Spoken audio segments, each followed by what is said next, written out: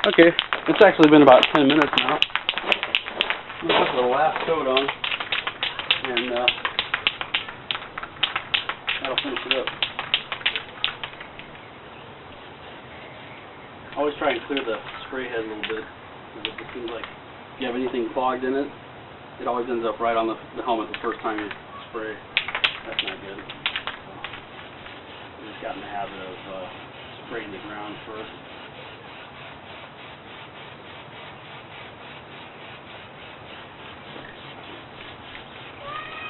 I'm laying it on pretty thick.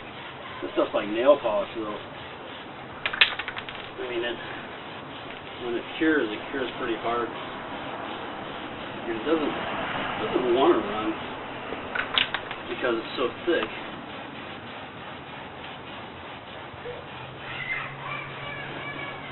I'll tell you one thing though, don't leave your car parked anywhere near this stuff. I used to do it in my driveway, and I fogged my Honda from one end to the other. I had to buff it all out. It was a bummer.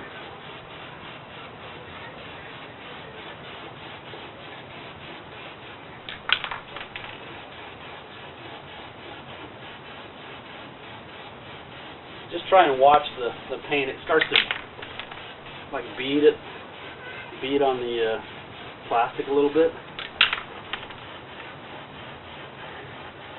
You can tell when it's saturated. It starts to go smooth.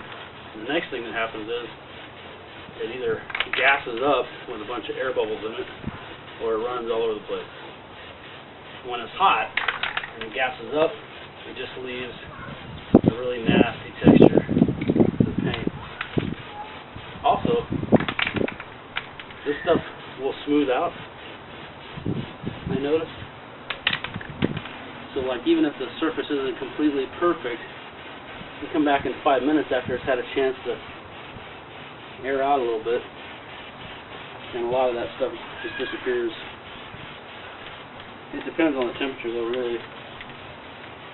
Like I tried to do a helmet run for guns this summer, where I was painting some helmets for guys, and I had to keep repainting them because I'd take them outside and paint them, and it was too hot. It wasn't even that hot. It was like 90 degrees here, but the humidity just killed it. And I had to repaint almost every single one of those helmets. Alright. Well, now the next step is to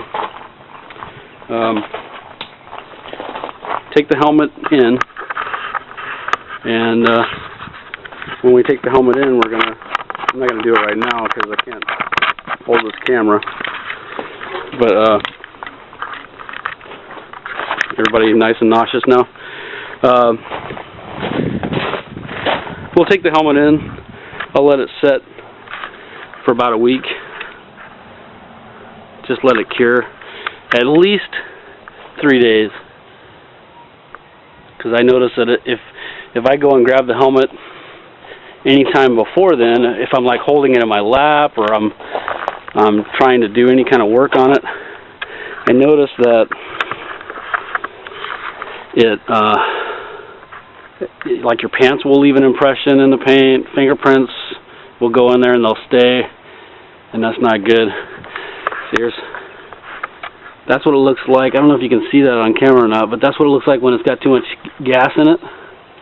Now that might work itself out, but I doubt it. And since this is a sandy, I'm not going to sweat it, but normally I'd be pretty upset about that.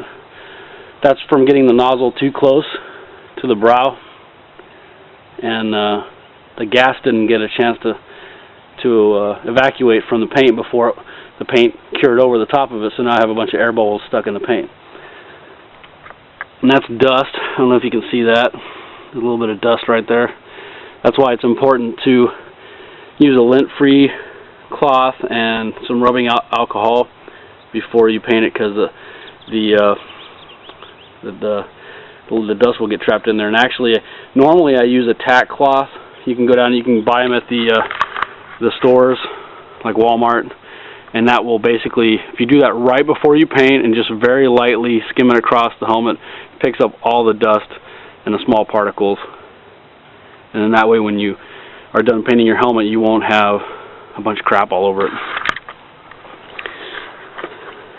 That's it. I'll see you guys in about a week.